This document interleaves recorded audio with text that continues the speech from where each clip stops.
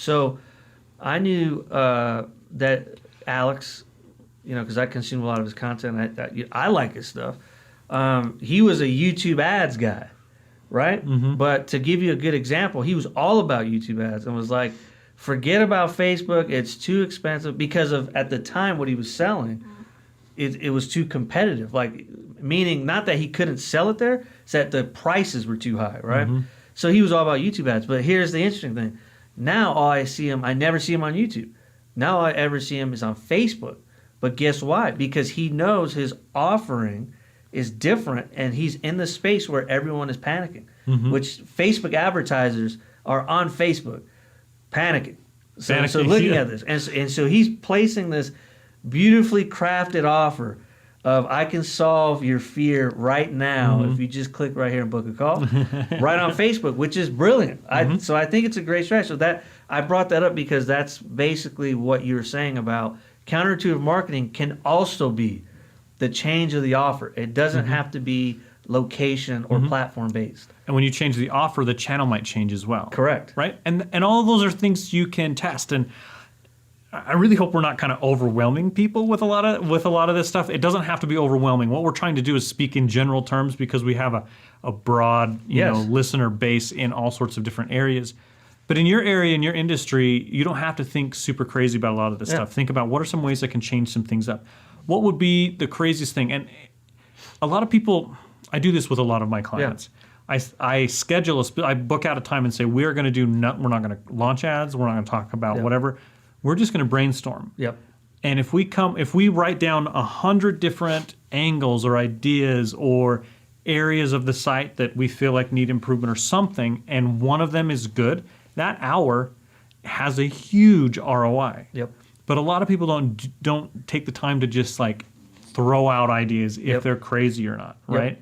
And it needs to happen more, I think. I agree with that, and I think, when you talk about that, really, the how I love Dan Kennedy. He has a saying where he talks about most business owners do random acts of marketing versus thinking about what they're trying to do.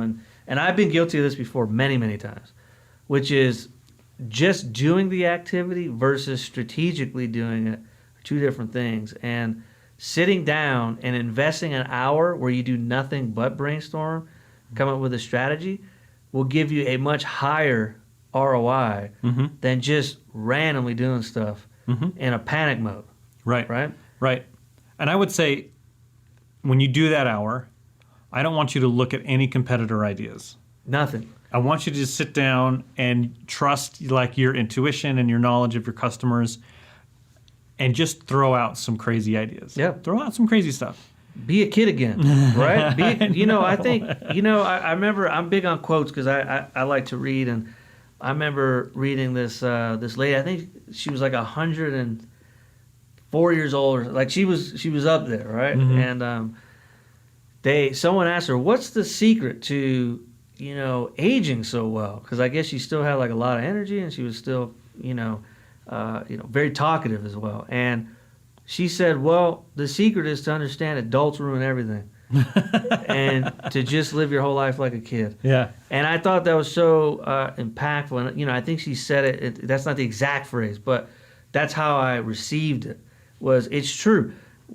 When you become an adult, all of your creativity, it seems like, gets zapped out of you because you're quote unquote doing what you're supposed to do.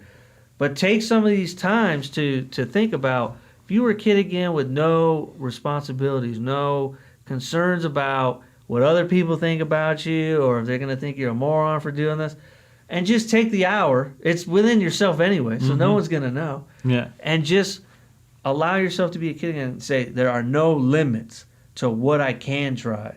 Because what I have found with working with some people during brainstorming sessions is they still will say, yeah, but that wouldn't work, but you have to look at it more like, we don't know if it'll work or not. We're just going to try it, right?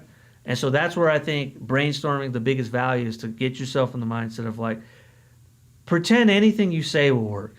and that it's impossible for it not to work. Yeah. Just for the sake of allowing yourself, because if you don't do that, you're gonna give like kind of, I don't know, boxed in ideas in your brainstorm versus just like, let's just try something wild and see what happens. And it works. I've seen brands build their entire strategy around doing stuff like that. And one of my favorites, and you'll probably hear me bring them up over and over and over again because I love how they market.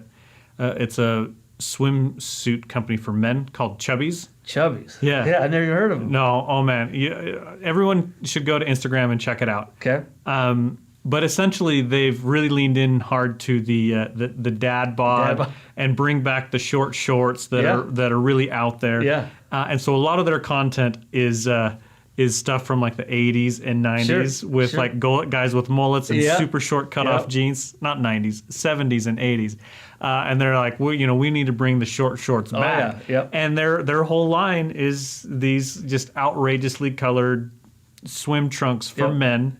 And their ads, their social media is hilarious. I like but their it. whole brand is centered around this ridiculous notion of short shorts. And they know that short shorts aren't going to be for everybody. They get that, but they leaned in hard to the short shorts for dad bods. And it's a great brand, and that's their whole strategy. Well, I think it's a great angle, and I think, one of the people, I don't know if people like or dislike this gentleman, but Richard Branson, to me, markets his business like a kid, and he does it differently, right? All the publicity stunts and things that he does, it's like obviously he is not holding back when it comes to creativity and thinking like this is not possible, which you can learn a lot from a marketer like that because, he's a billionaire, and he's doing things outside the box that work. That's still within reason, right? So like he knows, well, if I go on a hot air balloon across, an ocean, people are probably going to watch that, right? Because it's out there. But you notice on his balloon, he has his brand version, right? It's one of the smartest techniques to guarantee eyeballs. And the other thing is you remember it. You're like, man, that's crazy. I can't believe he even attempted. What kind of a maniac would try that? But that's kind of the goal is he's thinking like a kid. Like, a 6-year-old kid will think of an idea like that and actually try to do it with with nothing holding them back. But, you try to get one of us, late 30s, early 40s, 50-year-old, we won't even think at all to try that. And so that's where I think there's a lot of value into trying to have almost like no inhibitions when it comes to thinking about your marketing and what you can do to actually see where the good ideas are at.